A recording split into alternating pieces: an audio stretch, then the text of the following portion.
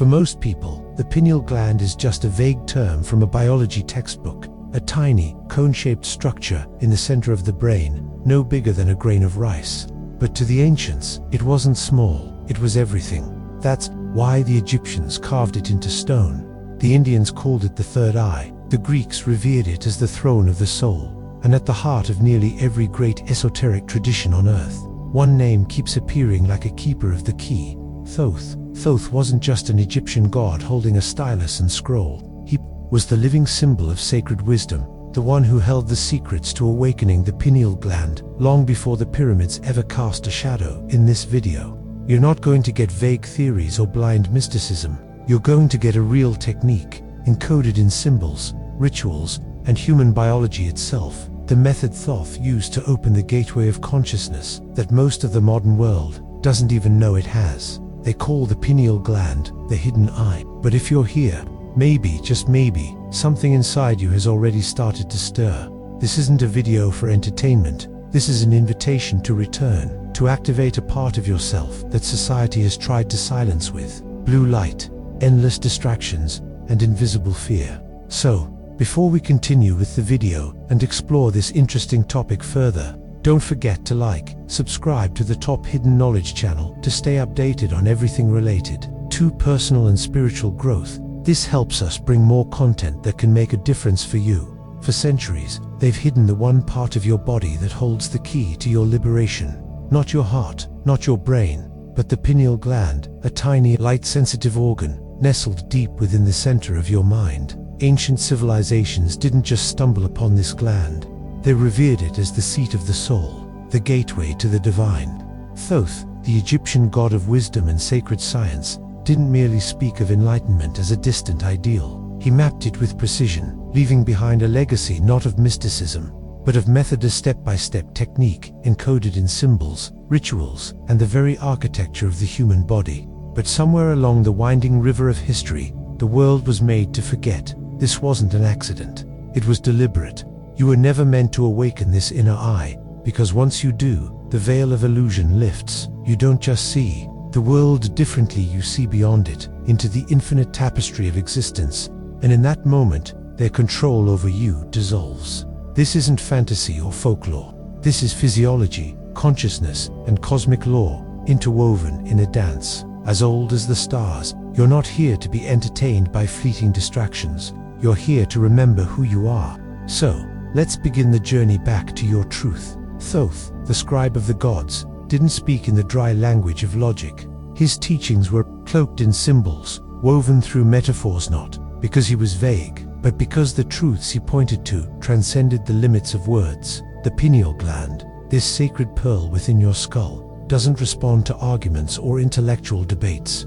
It hums to life through vibration, resonance, and intention. When you tune into those subtle frequencies, something ancient stirs within. You begin to remember not with your mind, but with your being, that you are not your name, your job, or the roles you've been conditioned to play. You are awareness itself, a boundless stream of consciousness flowing through the vessel of form, reaching upward, inward, and beyond the confines of the material world. Why is this tiny gland so feared by those who seek to control? Because it's a direct line to the infinite, a portal no system, be it government, religion, or media, can govern.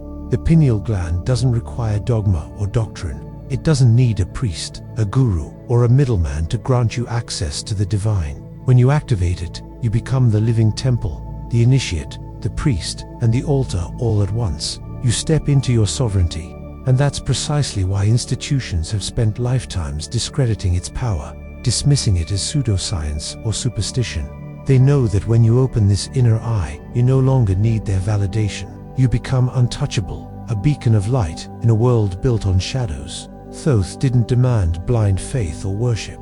His command was simple yet profound: know thyself. The pineal gland is the door through which that knowing begins, a physiological gateway to spiritual awakening. This isn't just philosophy, it's an internal technology, a sacred science. The ancients understood with astonishing precision. They didn't build the pyramids as mere tombs or monuments. These were initiatory chambers, acoustic resonators designed to vibrate at frequencies that awaken the dormant potential within. At the heart of this process lies the pineal gland, where light is born, not the light of the sun, but the radiant glow of spirit. The inner sun that illuminates the path to truth. That nagging sense that something's missing in your life. It's not your imagination. It's real. But what you've been missing isn't outside you, not in wealth, status, or approval. It's inside, buried beneath layers of conditioning and distraction. It's a connection, direct, living, luminous, linked to the source of your being. That connection has a physical anchor, and it's been waiting for you to rediscover it. The pineal gland is more than tissue. It's a cosmic antenna, a bridge between the finite and the infinite, ready to hum with life the moment you align with its frequency. You've been taught that the divine is out there beyond the clouds, past the stars, in a realm too distant to touch. But Thoth's teachings shatter that illusion. He didn't preach a religion of worship. He offered a science of embodiment. Your body isn't a prison to escape. It's a portal, a living temple encoded with sacred geometry, alchemical currents, and hidden pathways. At the center of this temple stands a pillar, known in ancient Egypt as the Jed. Modern anatomy calls it the spine, but Thoth saw it as something far greater, the axis between worlds, the highway where spirit ascends and descends, connecting the earthly to the divine. The Jed wasn't just a symbol of stability, it represented the awakened human, a being who had raised the primal energy from the base of the spine to the crown, igniting the inner sun within the pineal gland. Every vertebra, every nerve, every breath you take is part of this intricate system. Your spine isn't merely a support structure, it's a conductor, a cosmic circuit designed to channel energy. Enlightenment isn't a random gift bestowed by chance. It's engineered, step by step, breath by breath, through the deliberate alignment of body, mind, and spirit. Thoth's method wasn't about abandoning the body to chase ethereal realms. It was about diving fully into the body, mastering its rhythms, and aligning its energies. You can't anchor the higher frequencies of consciousness if your internal network is out of tune. The body must be refined, its channels cleared, its instrument strung with precision. The pineal gland is the crown of this instrument, the final resonance point where the physical and spiritual converge in a blaze of inner light. The journey begins in the lower centers, the root, your primal energies reside. These aren't just abstract chakras from New Age theories. They're physiological hubs with profound energetic consequences. They govern your instincts, your survival, your creative and sexual energy. This energy isn't something to suppress or indulge mindlessly. It's raw fuel, meant to be refined and raised through the spine's sacred highway. Most people never learn to harness it. They're trapped in extremes, either chasing endless gratification or denying their vitality. Out of shame, both paths lead nowhere, draining the very force that could ignite their awakening. This is where Thoth's wisdom shines. He taught that spiritual ignition requires balance, neither repression nor excess, but transformation. The energy at your base is like molten lava, powerful and untamed. Through breath, intention, and disciplined practice, you learn to channel it upward, purifying it as it rises through each vertebra, each energetic center. When it reaches the pineal gland, it sparks a revelation, an inner dawn that shifts your perception forever. You don't just think about the infinite, you experience it. You don't just believe in the divine, you embody it. This process isn't reserved for mystics in distant temples. It's your birthright, encoded in your biology. The ancients knew this, and their teachings were never about blind faith. They were about activation. The pineal gland, the Jed, the body itself, these are tools waiting for you to wield them. The question isn't whether this is possible, it's whether you're ready to claim it. Will you keep drifting through life, tethered to systems that thrive on your ignorance? Or will you awaken the inner sun, step into your power, and see beyond the illusion? The choice is yours, but the path is clear. Thoth's method is calling. Your temple is ready. All it takes is the courage to begin. Thoth taught a third path, transmutation. When the breath is stilled and intention is clear, this energy begins to rise. It doesn't shoot upward in one explosive moment. It spirals, winds, climbs like the serpents on the staff of Hermes, like the strands of DNA. This is not a metaphor, it's a blueprint. The Jed is real, and as the energy travels up its shaft, it activates gland after gland until it reaches the pineal. You were never meant to rely on external authority to find the divine. You were designed to experience it directly through your own system. And the beauty of this design is staggering. The spine, the brain, the nervous system, none of it is random. It's sacred architecture. The very shape of the spine mimics the staff of power, the wand of the magician, the caduceus of Hermes, the central pillar in the temple, all of it encoded, all of it waiting for you to remember how to use it. But to do that, you must first shed the belief that your body is ordinary. It's not. It's the most advanced vehicle in existence, and Thoth left the instructions. They're just not written in plain English. They're written in symbols, geometry, and vibration. The Ankh wasn't a decoration, it was a cipher. The Eye of Horus wasn't a myth, it was a map of your brain. And the Jed wasn't a religious totem, it was the secret spine of the soul. You walk around every day with a temple more powerful than any structure built on earth. And at the top of that temple is the pineal gland, the lamp in the tower. But until you activate the current within, the lamp stays dark. That's the difference between belief and experience. You can study all the ancient texts in the world, but until you engage your body as the tool it was designed to be, the mysteries remain hidden.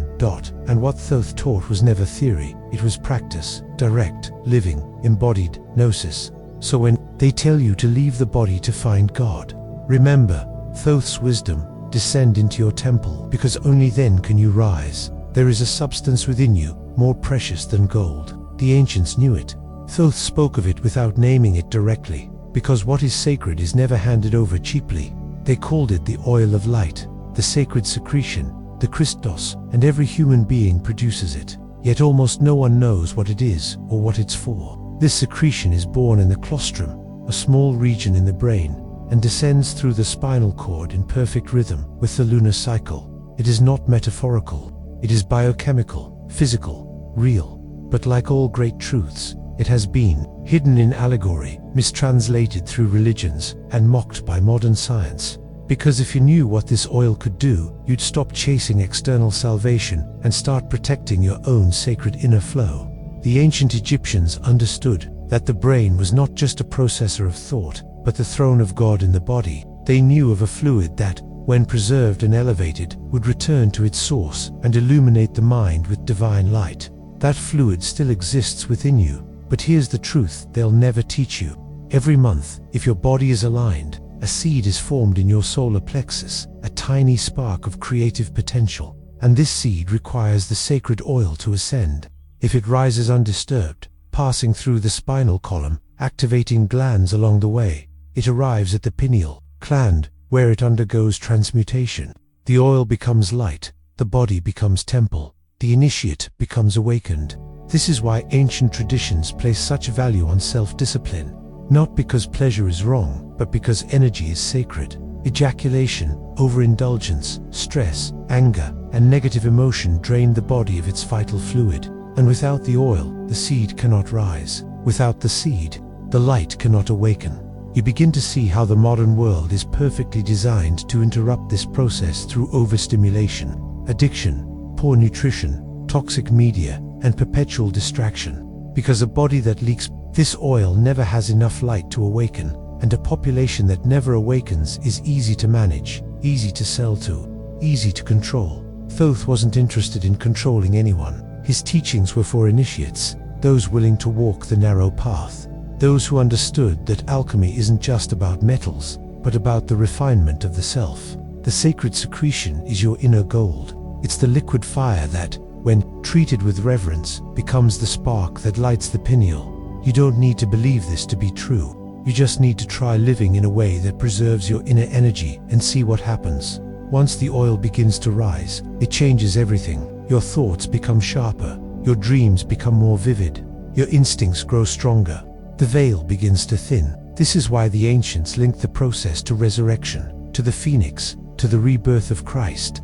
It wasn't about literal death, it was about the death of ignorance, the moment when light returns to the throne and the eye opens from within. Encoded this in every major text and symbol, the land flowing with milk and honey. That's your brain, your pituitary and pineal secreting sacred substances when aligned. The story of the prodigal son. That's the seed returning home after being lost in the lower centers. Bethlehem, the house of bread, is your solar plexus, the birthplace of the seed. 3 days in the tomb. That's how long the oil rests in the brain before it transforms. It was never about history. It was always about you. You've been taught to look outward for signs and miracles. But the real miracle is inside your own anatomy, a biological process so sophisticated, so divine, it turns matter into spirit. This is not religion. This is sacred science. And it begins when you stop wasting your power and start walking the path of preservation. Because the oil of light is not unlimited. It is precious. And once you begin to preserve it, once you honor it, you'll understand why the world never wanted you to know it was there in the first place. Most people look at ancient symbols and see art, myth, or decoration. They see the ankh and call it a cross. They see the Eye of Horus and think of superstition. They see the Jed pillar and think it's just another old carving in stone. But Thoth never wasted symbols. He encoded knowledge within them, functional, applicable, physiological knowledge, not abstract ideas, but maps, tools, keys. Because once you understand how to read these glyphs, they stop being dead images. They become living instructions. You realize these symbols weren't for worship. They were for activation. Take the Eye of Horus, broken into 6 segments. Each piece corresponds to a human sense: sight, sound, taste, touch, thought, and intuition.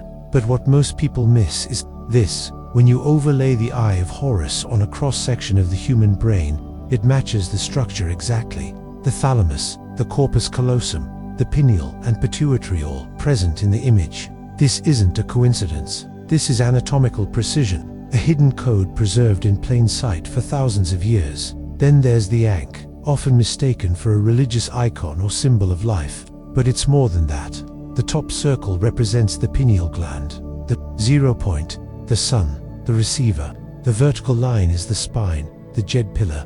The horizontal bar, the arms of the cross. The balance between the physical and energetic body. It's a symbol, yes, but it's also a diagram. One that describes the same process every mystic, initiate, and yogi has attempted to embody: the raising of inner energy, the awakening of the eye, the birth of spiritual light inside the skull. Symbols speak a language the subconscious understands. Unlike modern language, they don't rely on logic. They bypass the mind and embed directly into the energetic field. That's why the ancients used them everywhere, on temple walls, jewelry, manuscripts, and even their daily tools, because when you are surrounded by symbols of alignment, the body remembers. It responds. The dormant systems begin to wake up. Thoth didn't just teach with words. He taught with architecture, with geometry, with sound and rhythm. He encoded frequency into stone. The pyramids weren't built to impress the gods. They were built to resonate with the Earth's natural harmonics, creating a vibrational environment that amplified inner stillness. Initiates would lie in the chambers and listen, not with their ears, but with their bones, their cells, their consciousness. Every angle, every proportion, every chamber was designed to mirror the structure of the human body and to stimulate its hidden capacities. What we've forgotten is that symbolism is science, not the kind of science you learn in a lab, but the sacred science of how consciousness operates through matter. Geometry isn't just math, it's the fingerprint of creation. The spiral, the circle, the triangle, all universal expressions of the energetic patterns within you.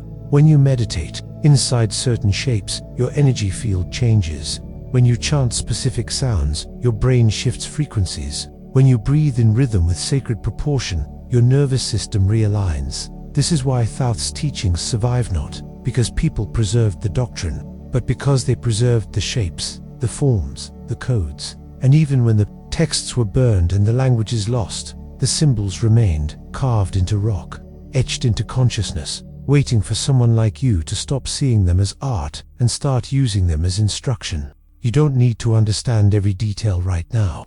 You just need to know this: the same geometry that exists in the pyramids, the temples, and the ancient scrolls exists inside your body.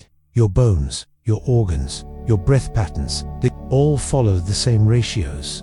You are not a random accident. You are architecture, and your awakening doesn't come from adopting new beliefs. It comes from activating ancient memory and symbols of the doorway. So the next time you see the eye, the ankh, or the Jed, don't just look at it, feel it.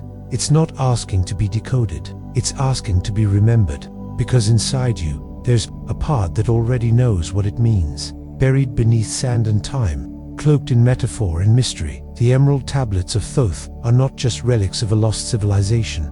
They are transmissions, encoded instructions for those with eyes to see and minds willing to remember.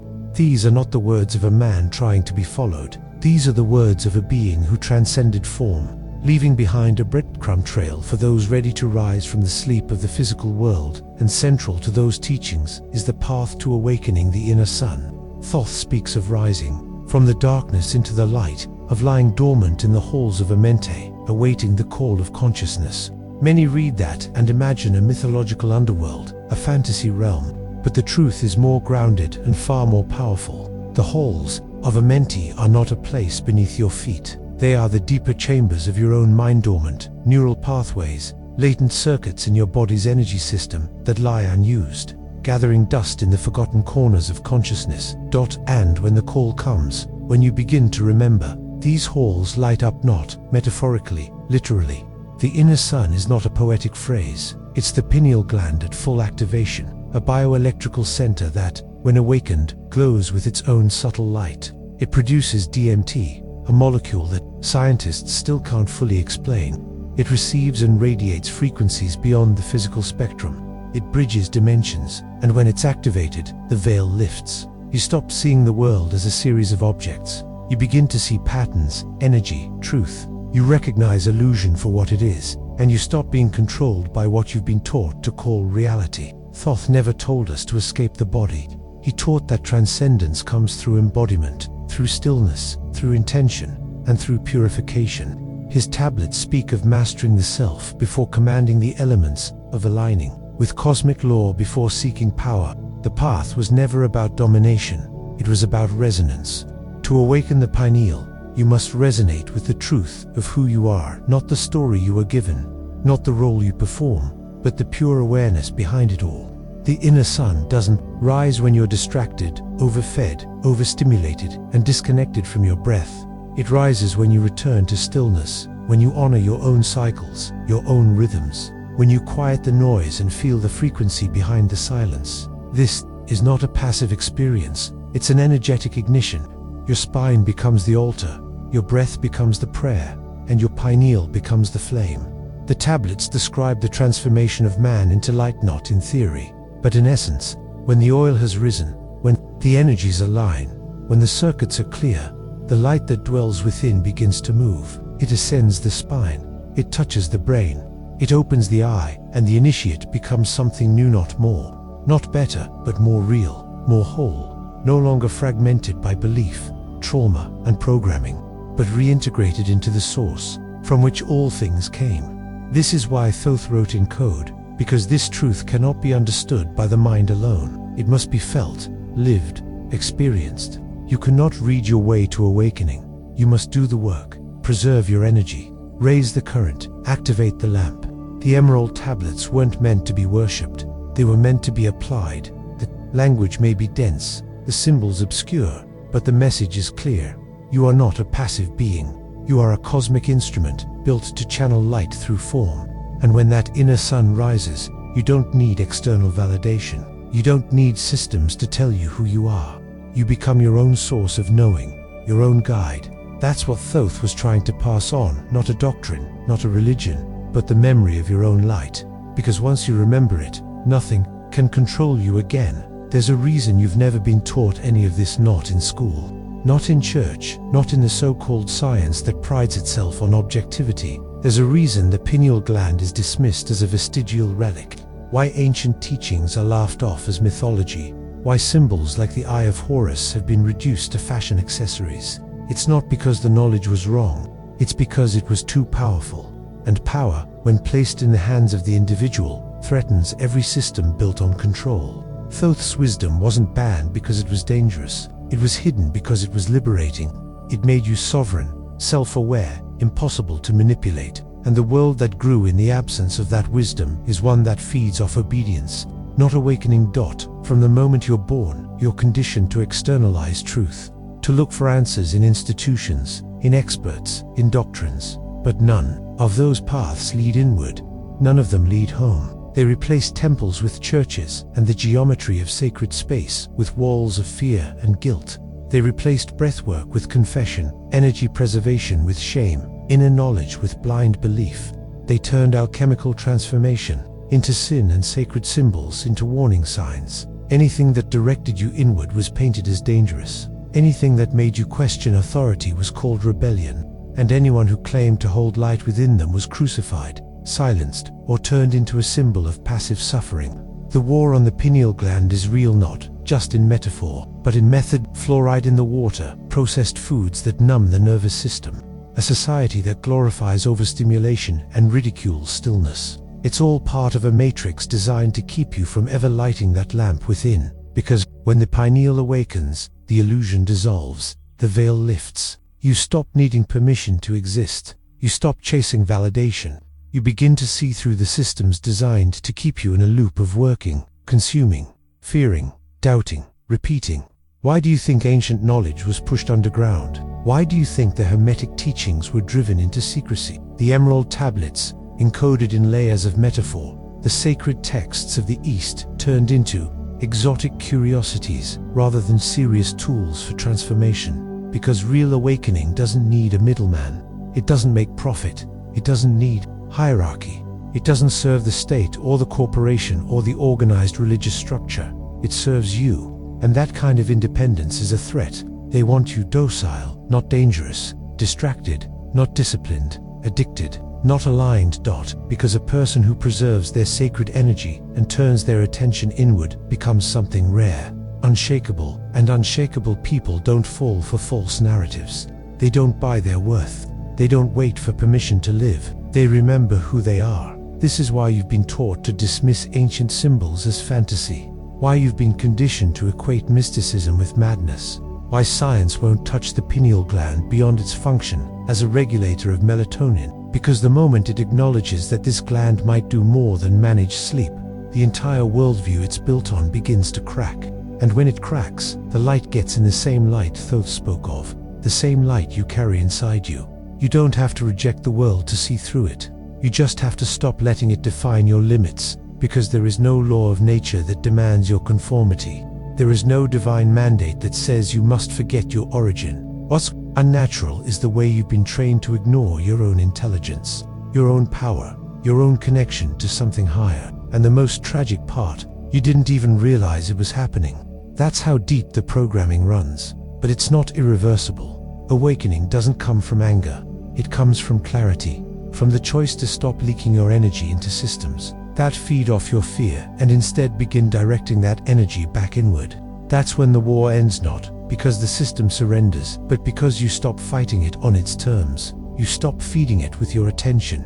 And that's what they fear the most, not violent revolution, but quiet remembrance. Because one awakened being can't be controlled, and many, they start to build a world the system can't survive in. This path isn't built on belief, it's built on practice. Thoth didn't leave us temples so we could worship stones. He left us blueprints coded into rituals, symbols, geometry for how to activate something within. The technique he taught wasn't meant to be mystical, it was mechanical. A physiological and energetic process so refined it could awaken what lies dormant in every human being. But modern minds want shortcuts, quick fixes, instant enlightenment. That's not how this works. There's no pill, no app, no hack, only you, your breath, your body, and your attention. The technique begins with the foundation, the breath, not the shallow, unconscious breath most people take, but conscious, rhythmic, refined breathing. Breath is the carrier of life. Force, what the ancients called prana, chi, or ka. Thoth taught that to raise the energy up the jed, the spine, you must first master the breath. It becomes the pump, the activator. Each inhale draws in potential. Each exhale purifies stagnation. But it's not just about oxygen, it's about awareness. Breath draws your attention inward, aligning body and mind, preparing the temple for something sacred. Stillness follows. In a world addicted to movement, stillness is power. It's in stillness that the cerebrospinal fluid, the sacred secretion we spoke of, can rise. As the breath slows, the spine elongates, and the nervous system relaxes. This fluid begins to flow upward. It's not magic, it's physics. The more you preserve your inner energy through retention, fasting, discipline, the more charge you build in the lower centers. that charge doesn't stay there. It seeks to rise, to spiral, to climb, and the spine is its staircase. But this isn't just biological, it's electrical. Your spine is filled with nerves, with channels of communication. When the breath is aligned with intention and the energy is retained rather than dispersed, it creates an electromagnetic field within the body. This field is measurable.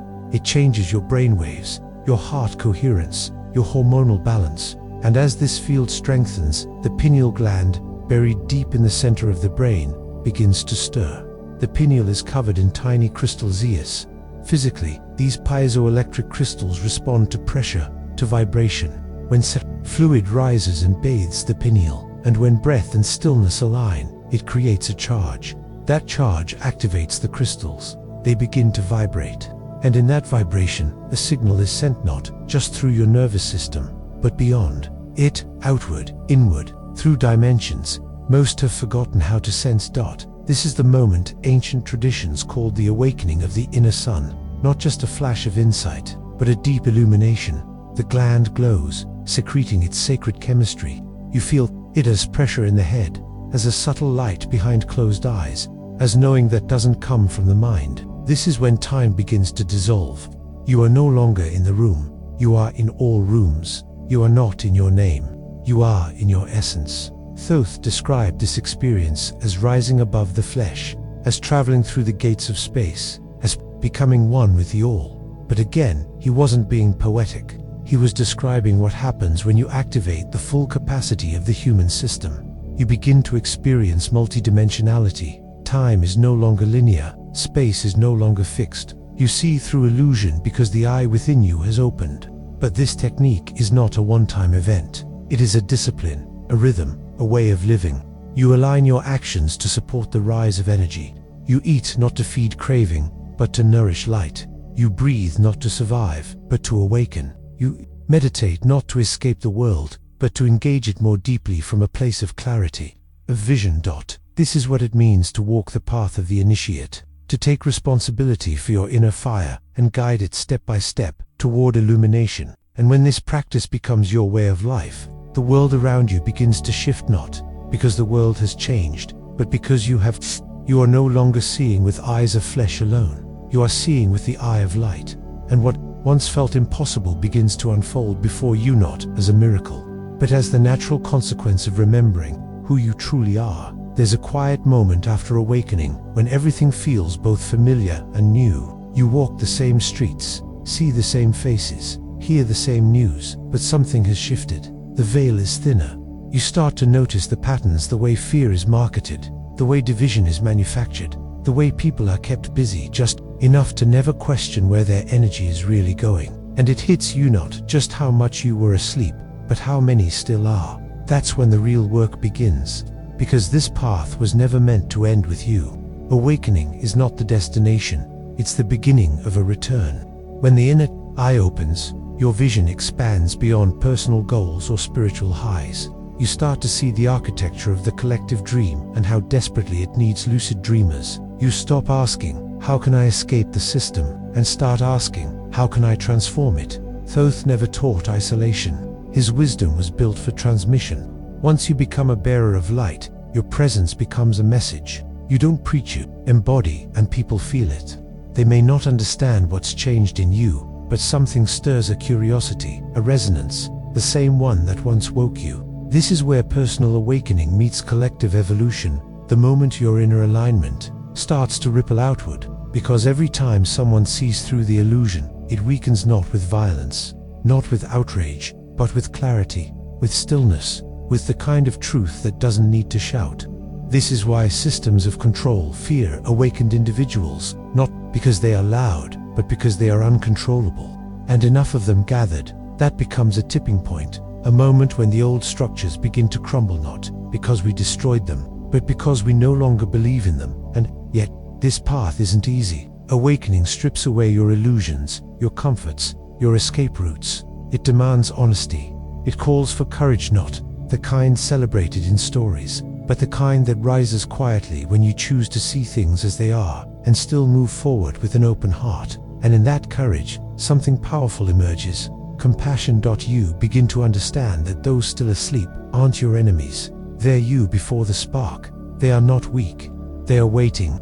And your presence, your light, your willingness to live truthfully, that's what makes you the guide, not your words. Here's the truth. The system isn't just falling apart. It's being outgrown. And those who carry light are the architects of what comes next.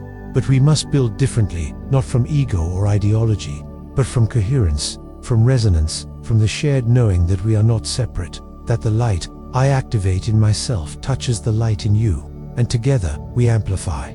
The world doesn't shift in a single instant when everyone suddenly wakes up. Real change doesn't work like a lightning strike. It unfolds more subtly, more deeply. The world begins to transform when a few brave souls remember who they truly are and choose to live from that remembrance every single day. That's the return. Thoth spoke of not to a land or a temple built from stone, but to a state of being, a return to source, to truth, to the divine spark that flickers quietly, faithfully inside every human heart.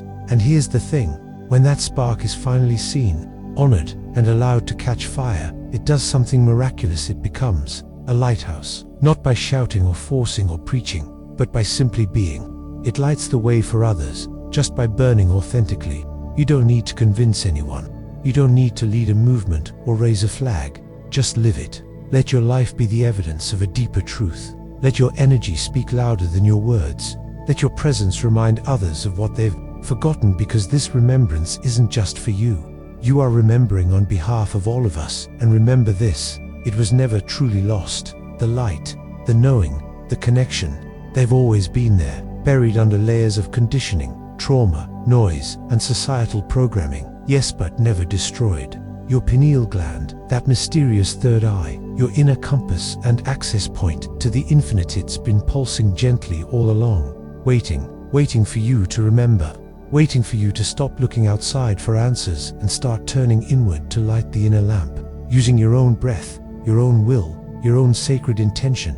Because what Thoth taught wasn't mythology, it wasn't metaphor, it was law, sacred law, cosmic physics. It was the invisible architecture that governs both the seen and the unseen, the above and the below, the inner and the outer. And once you step onto this path, not just conceptually, but with your feet, your breath, your life, you begin to understand something profound.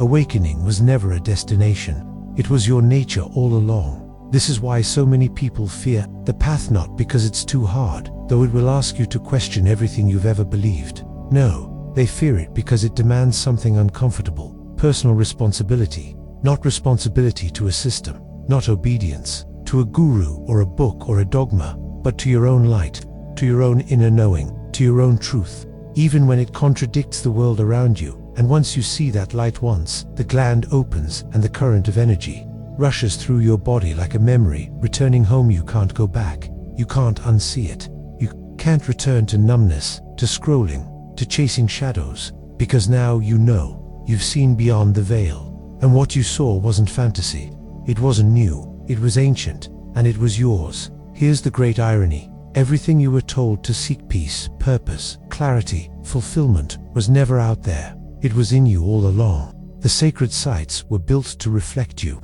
The temple's mirror, your internal architecture. The symbols carved into stone were designed to remind you of what your very cells already remember. You were never meant to worship Thoth, or the pyramids, or the gods of old. You were meant to embody them. You were meant to live the truths they stood for, to carry the keys they left behind, and unlock the vast consciousness that lies dormant within. Because that's the real initiation, not the robes, not the chants, not the rituals or titles. The real initiation is remembrance, embodiment, becoming a living conduit for truth, for light, for divine intelligence in human form. And now that you've heard this, now that something has stirred in youth, the question becomes simple. What will you do with it? Will you shelve it away as a poetic idea, something that felt nice for a moment? Or will you breathe into it, act on it, practice it, and allow it to shape the way you live, speak, and move through this world? This path doesn't ask you to be perfect.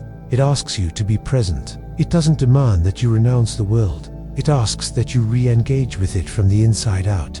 It calls you to listen to what is rising within you now, because every time you choose stillness over distraction, depth over drama, presence over performance. You stoke the sacred fire. Every moment you honor the temple that is your body. Every time you treat your mind as a gateway rather than a prison, you pull back another veil of illusion. And this is not about being better than anyone else. It's about being fully yourself, not the version shaped by fear or molded by other people's expectations, but the version that remembers its origin in the One. The version of you that carries wisdom in your bones and light in your blood. The version that doesn't just talk about awakening, but lives it quietly, powerfully, relentlessly.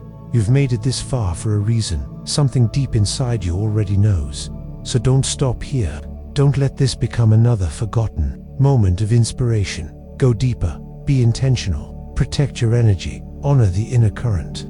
Breathe like it matters. Live like your life is the transmission, because it is. And most importantly, guard your light. It's not just yours. It's the thread that weaves through every heart on this planet. And the more of us who remember truly, deeply, and with courage, the faster this old world dissolves and the new one begins to rise. And it will rise through us. What did you think about today's video? Feel free to share your thoughts and experiences in the comments below. Thank you for watching. If this video opened your mind or helped you see reality in a new light, don't forget to like and subscribe to Top Hidden Knowledge so you never miss our next deep dive into mystery, perception, and the hidden workings of our universe. And if you have time, explore more videos on our channel. We're just getting started. Until next time, stay curious, stay aware, and never stop questioning the world around you.